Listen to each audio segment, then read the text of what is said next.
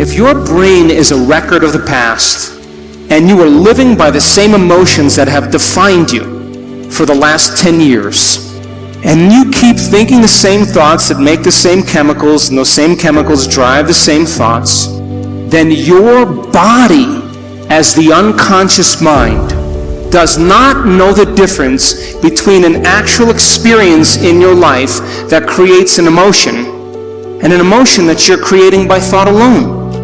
And so your body is believing it's in the same past experience 24 hours a day, 7 days a week, 365 days a year. And your body is programmed into the past. And you can't create a new future holding on to the emotions of the past.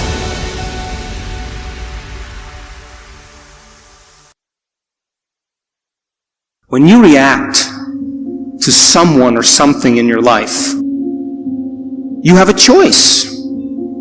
That when an event changes how you feel, there's a chemical change that's taking place in your body. And most people don't think they can control their emotional reactions. And so then when you react to some coworker or some relative or somebody in traffic, the moment you react emotionally, you are altered chemically. And if you don't know how to control your emotional reaction after that event, and you allow those emotions to linger for hours or days, you know what that's called?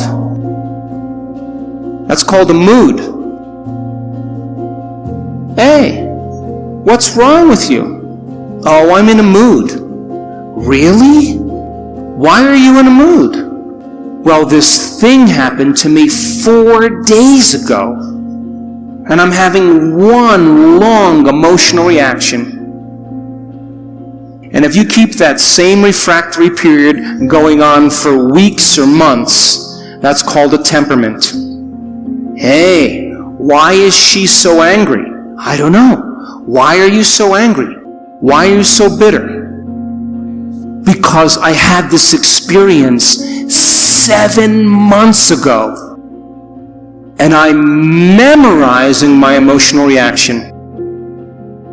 And if you keep that same refractory period going on for years on end, that's called a personality trait.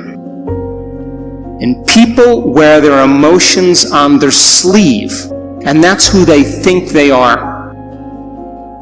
And they will talk about the past to validate why they're not creating the life that they want. So then if you wake up in the morning and you are not being defined by a vision that's bigger than you, and it doesn't get you out of bed and inspire you into possibility, and you get up living from the old hardware of the past and the old emotions stored in your body, do you know what's going to happen to you? You're going to wake up and you're going to open your eyes and you're going to see the same people and go to the same places and do the exact same thing at the exact same time. And the moment you open your eyes, all of a sudden now, it's your external environment that's controlling how you think and feel. Because you have a neurological network in your brain for every person you know, every place that you go, everything that you own, everything that you do. And the moment you open your eyes and you see the same people and go to the same places and do the exact same thing at the exact same time, it's your external environment that's turning on different circuits in your brain, causing you to think equal to everything that you know. And you told me you believe that your thoughts have something to do with your destiny. And as long as you're thinking equal to your environment, you keep creating the same life. To change, to truly change, is to think greater than your environment. To think greater than the circumstances in your life. To think greater than the conditions in your world. And every great person in history knew this. Whether it was Mahatma Gandhi, Martin Luther King, the Wright brothers, Joan of Arc. They all had a vision. change is so hard. So then let's offer another alternative. Well, when you begin to create from the field instead of from matter, the only way you can do that is you have to learn how to take all of your attention off your body and become a nobody. Take all of your attention off all the people in your life that you give so much of your attention and energy to because you have an emotion associated with them. And get beyond all the people in your life and go from a someone to a no one. Mm-hmm. Now, if you've worked your whole life being a someone, or if you've been working your whole life thinking that you're your body, you're going to have to work a little harder because that's your identity. Sure. That's what you're associated with. So then you have to go get beyond all the things in your life, your cell phone, your computer, your car, and literally go from something to nothing. You have to take all your attention off the place you work, the place you live, the place you need to be, the place you're sitting, and go from somewhere to nowhere. You got to stop thinking about the predictable future and the familiar past and go right into the present moment and go from some time to no time. And if you do that properly, you become pure consciousness. And that's how you enter the field. Now, we've done the research on this. We call it getting beyond the self. Now, once you are pure consciousness, you're taking all of your attention off this three-dimensional reality. Now, where you place your attention is where you place your energy. So if you've taken all of your attention off of everything material, there's only one place you're going to wind up, and that is the immaterial realm called the quantum field, an invisible field of energy that unifies and connects everything material.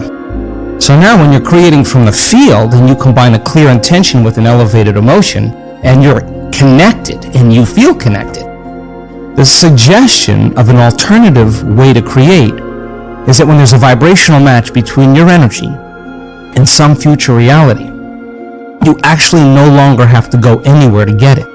You're actually the vortex, and you will collapse space and time and draw the experience to you. Now that, to me, is a lot more fun because the experience is the unknown. You can't predict when it's going to happen or how it's going to happen, because if you can predict it, it's known. So then you have to lay down the very thing you use your whole life to get what you want for something greater to occur. Now that goes against generations untold of conditioning and a lifetime of habituation, believing that we're trapped in this material world.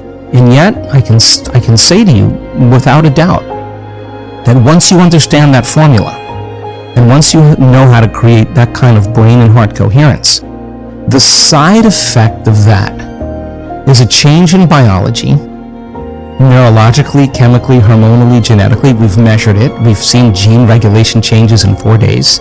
More brain coherence, more heart coherence. Your brain's working better. You're trusting your heart. It's open. There's different chemicals that are released. Oxytocin suppresses survival centers, resets the baseline of a person's trauma or shock. Your immune system goes up. You lengthen your telomeres. We've measured that too. So you're changing the future of your body. You're extending your life. That's evidence, right? So we have the evidence to know that it could happen because we've measured it. But the real evidence is watching the testimonial of someone who says, I had stage 4 cancer. I was told as a 41-year-old woman that I wouldn't live for more than 2 months.